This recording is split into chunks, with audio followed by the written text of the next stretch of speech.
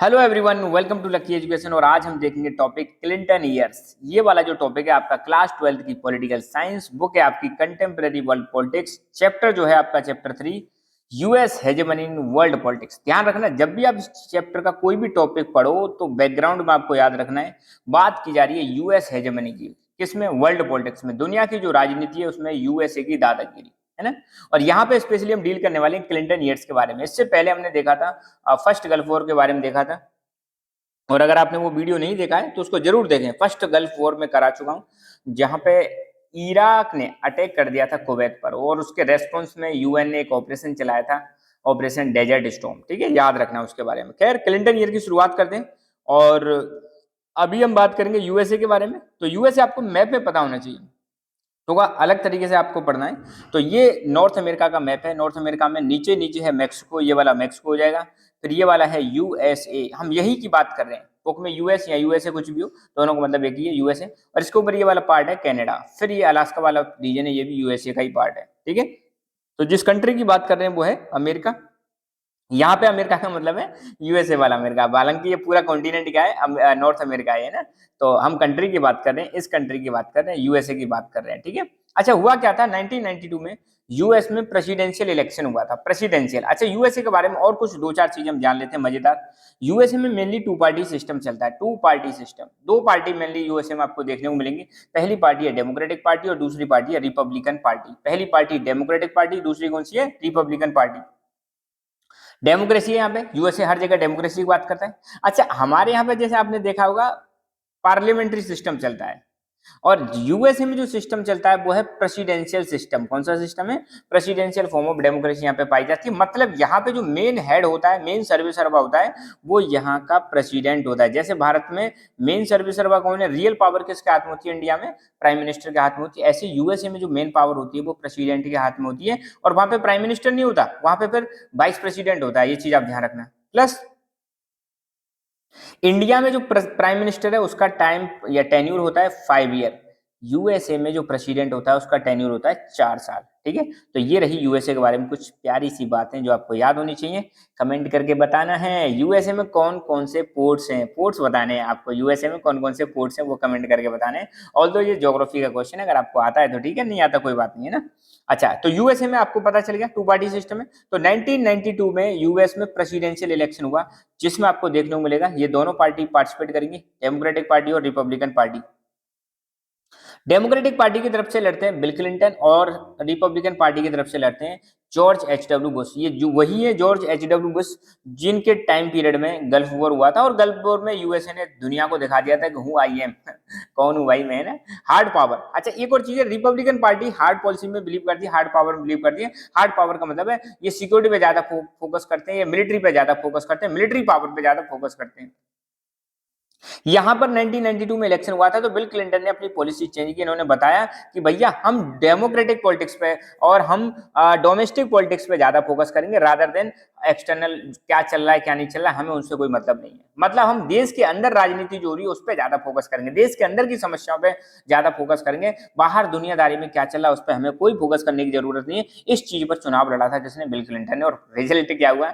Bill Clinton जीती, और जीते ही नहीं, 1992 से लेकर 1996 तक रहे प्रेसिडेंट। फिर दोबारा इलेक्शन में फिर वापस, मतलब ये चुनाव में जीत जाते हैं, और 2000 तक फिर वापस ये क्या बन जाते हैं? प्रेसिडेंट बन जाते हैं। और बिल क्लिंटन ने टोटल 8 साल, 2 बार लगातार ये यूएसए के प्रेसिडेंट रहे। और यूएसए में एक नियम है। क्या नियम है? यूएसए में कोई भी व्यक्ति 2 से ज्यादा बार प्रेसिडेंट नहीं बन सकता। मैक्सिमम 8 साल तक बन सकता है। इंडिया में ऐसा कोई नियम नहीं है। ठीक है, तो ये तो हमने देखी कुछ एक्स्ट्रा जानकारी। फिर 1996 का इलेक्शन हुआ था, यहाँ पे डेमोक्रेटिक पार्टी की तरफ से कोई बिल क्लिंटन जीत जाते हैं, और रिपब्लिकन पार्टी की तरफ से आते हैं बॉब डोले, ये हार जाते हैं। ठीक है, ओके, मूविंग फॉरवर्ड। अब हम देखते हैं अपनी बुक में क्या दे रखा है। तो देखो, बेसिक जानकारी हमेशा अच्छी रहती है, पढ़ने में मजा आता है। कभी भी इन सब चीजों को नेग्लेक्ट मत किया करो। टू द पॉइंट पढ़ने से कुछ फायदा होने वाला नहीं है, आपकी कोई ज्ञान नॉलेज जो है आपकी बढ़ेगी नहीं। ठीक है, अगर आपको नॉलेज बढ़ानी है, अगर आपको अपने आप को मजबूत करना है, तो थोड़ा सा आपको डेप्थ में जाना पड़ेगा और थोड़ी सी एक्स्ट्रा चीजें याद करनी पड़ेगी, ताकि पढ़ने में मजा आए। यार किताब थोड़ी पढ़नी है हमें ना। तो ओके, क्लिंटन ईयर्स की शुरुआत करते हैं। तो क्लिंटन ईयर्स तो आप समझ ही गए होंगे, क्लिंटन भाई साहब क्या बन जाते हैं? हमारे प्रेसिडेंट बन जाते हैं। कहाँ के? यूएसए के। कब? 1992 में और 1996 में लगातार 2 बार बन जाते हैं। तो despite winning the first Gulf war हम पढ़ चुके हैं, नहीं देखा है वीडियो आपने देख देना, गल्फ वॉर सर्च करना मिल जाएगा ना।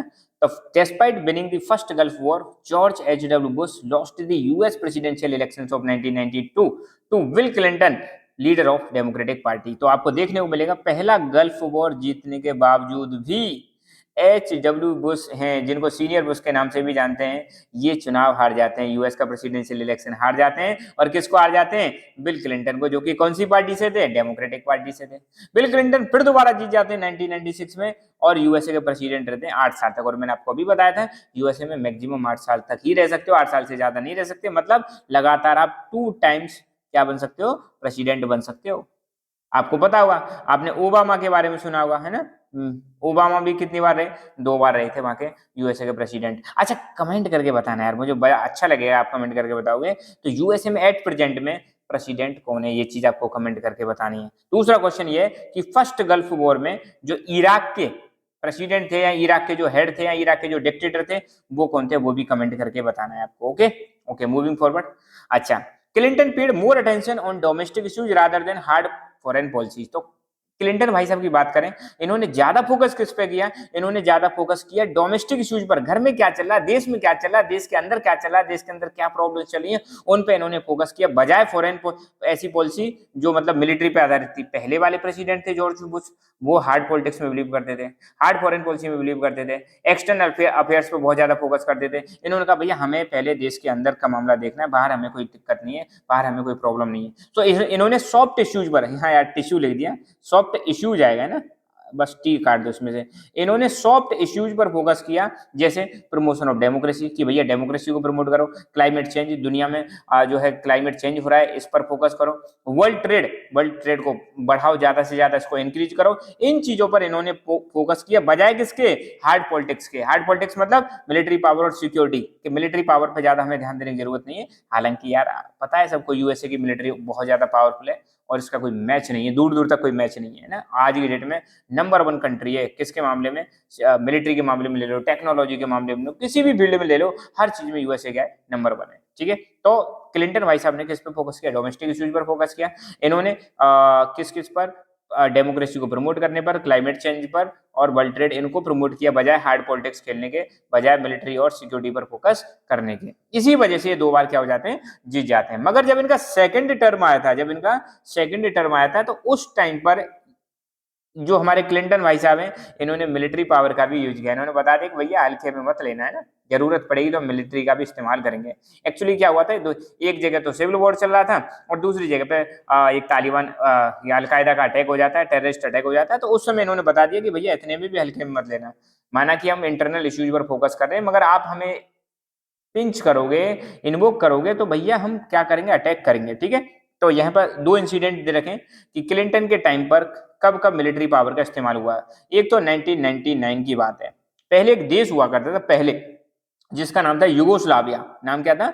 यूगोस्लाविया। हालांकि यूएसएसआर के डिसइंटीग्रेशन के साथ यूगोस्लाविया भी 4-5-6 देशों में टूट जाता है, ध्यान रखना। अब यूगोस्लाविया नाम का कोई देश नहीं है।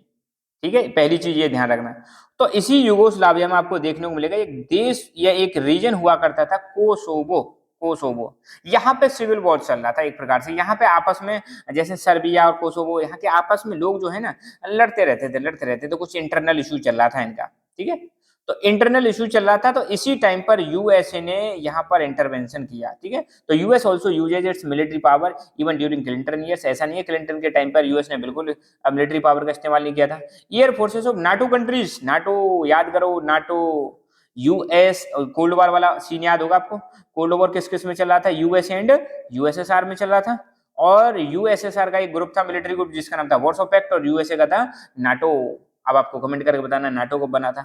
तो नाटो एक ग्रुप है, नॉर्थ अटलांटिक ट्रीटी ऑर्गेनाइजेशन, इसको लीड करता था यूएसए। तो नाटो की एयर फोर्सेस को यहाँ पे लीड किया जाता है यूएस के द्वारा, और हैवी बॉम्बिंग की जाती है यूगोस्लाविया में। यूगोस्लाविया मतलब ये वाले रीजन में बॉम्बिंग की जाती है, 2 महीने तक बॉम्बिंग चलती है। और या कोसोवो जो प्रोविंस है, कोसोवो प्रोविंस में से स्लोबोडन मिलोसेविक ये व्यक्ति हैं, इनकी सरकार को हटा दिया जाता है और यहाँ पर नाटो की आर्मी को स्टेशन कर दिया जाता है। कहाँ पर? कोसोवो में। ठीक है। तो एक तो यहाँ पे मतलब यूएसए ने इंटरवेंशन किया था, कहाँ पे इंटरवेंशन किया था, यूगोस्लाविया में इंटरवेंशन किया था। यहाँ पे जब कौन सा वॉर चल रहा था आपका, सिविल वॉर चल रहा था, स्पेशली कहाँ पे, कोसोवो प्रोविंस के अंदर। यहाँ पर इन्होंने क्या किया, नाटो की एयर फोर्सेस को लीड किया और यहाँ पे हैवी बॉम्बिंग की और यहाँ पे इस सरकार को हटा दिया। कौन सी वाली सरकार को हटा दिया, स्लोबोडेन और मिलोसेविक, हालांकि इसका कुछ प्रोनाउंसिएशन अलग हो सकता है, आप अपने हिसाब से देख लेना, इनकी सरकार को यहाँ से हटा दिया, ठीक है। आज की डेट में यूगोस्लाविया नाम का कोई देश नहीं है और ये यूगोस्लाविया वही है जहां पर नेम की मीटिंग हुई थी, ध्यान देना, non alignment movement first meeting 1961 Yugoslavia में। जगह कौन सी थी, बेलग्रेड नाम की जगह थी, बेलग्रेड में हुई थी, ठीक है, ये वही देश जगह है। दूसरा एग्जांपल क्या दे रखा है, 1998 में, ये बात है 1999 की, ये वाली बात कब की है, 1999 की, जब यूएस ने अपने मिलिट्री पावर का इस्तेमाल किया था, ठीक है। दूसरा क्या है, अलकायदा एक टेररिस्ट ग्रुप है। इन्होंने क्या किया, यूएस की जो एम्बेसी होती है, आप सबको पता है हर देश की अलग अलग देशों में एम्बेसी होती है, जिस भी देश के साथ उनके संबंध होते हैं तो उन देशों में उनकी एम्बेसी पाई जाती है, जिसको हम दूतावास बोलते हैं, और वहां पर एक एम्बेसडर बैठता है ना। हमारे भारत देश में एक आईएएस आईएफएस ऐसे करके एग्जाम होते हैं, तो आईएएस तो कलेक्टर बन जाता है, आईएफएस या एम्बेसडर बन जाते हैं जो एम्बेसी में बैठते हैं। तो यूएस की एम्बेसी थी कहाँ पर, कीनिया में और तंजानिया में। कीनिया में जगह का नाम है नैरोबी और तंजानिया में जगह का नाम है दार एस सलाम। यहाँ पे इनकी एम्बेसी हुआ करती थी। इन एम्बेसी पे अलकायदा नाम के जो टेररिस्ट ग्रुप है 1998 में अटैक कर दिया जाता है, टेररिस्ट अटैक कर दिया जाता है। बहुत बड़ी बात थी भैया, टेररिस्ट अटैक हो गया। तो उस समय पर प्रेसिडेंट जो क्लिंटन थे, इन्होंने डिक्लेयर कर दिया, एक ऑपरेशन लॉन्च किया, ऑपरेशन इनफाइनाइट रीच। मतलब अलकायदा को पकड़ो और अलकायदा के जो बेस है उनको क्या करो, खत्म करो। और इन्होंने इस ऑपरेशन के बाद जो अलकायदा के जो टेररिस्ट बेस थे जहां से अलकायदा ऑपरेट कर रहा था, उन पर अटैक किया। इस दौरान आपको देखने को मिलेगा कई सारे क्रूज मिसाइल लॉन्च किए जाते हैं अलकायदा के जो मतलब जो बेस थे। स्पेशली दो देशों की बात की जा रही है, सूडान और अफगानिस्तान। सूडान अफ्रीका में देश और अफगानिस्तान तो पता ही अपने पड़ोस में ही है, ठीक है। इन देशों में जो अलकायदा के जो टेररिस्ट बेस हुआ करते थे, वहां पे मिसाइल का इस्तेमाल किया जाता है और मिसाइल से अटैक किया जाता है, क्रूज मिसाइल से अटैक किया जाता है, आतंकवादी जो अड्डे थे उन पर अटैक किया जाता है। और यूएस ने इतनी भी चिंता नहीं करी कि यूएन के सैंक्शन लग जाएंगे। यहाँ पर आप देखोगे ना तो यूएस की दादागिरी से यार, किसी दूसरे देश में मिसाइल अटैक कर रहे हो आप, मतलब एक यूएन के परमानेंट मेंबर हो, तो इसने बिल्कुल इंटरनेशनल लॉ जो थे उनको नेग्लेक्ट कर दिया, इन सब चीजों का ध्यान नहीं दिया। अगर इनके यहाँ पे अटैक हुआ था तो ये मतलब डेमोक्रेटिक तरीके से बात कर सकते थे, मगर भैया दादा है क्या है, हेजेमन पावर है, तो दादागिरी है। तो इन्होंने बिना किसी यूएन की चिंता किए, बिना यूएन के सैंक्शन की चिंता किए, इन्होंने क्या कर दिया, सूडान और अफगानिस्तान में जो अलकायदा के जो बेस थे वहां पे क्या किया, अटैक किया। तो ऑपरेशन कौन सा चलाया गया था, ऑपरेशन इनफाइनाइट रीच। कौन कौन से देश में, सूडान और अफगानिस्तान में जो बेस थे, मिलिट्री अड्डे थे, उन पर क्या किया गया था, मिसाइल से अटैक किया गया था। तो ये है क्लिंटन ईयर्स के बारे में। आई होप आपको समझ में आया होगा। So thank you so much, keep learning, keep enjoying and God bless you all.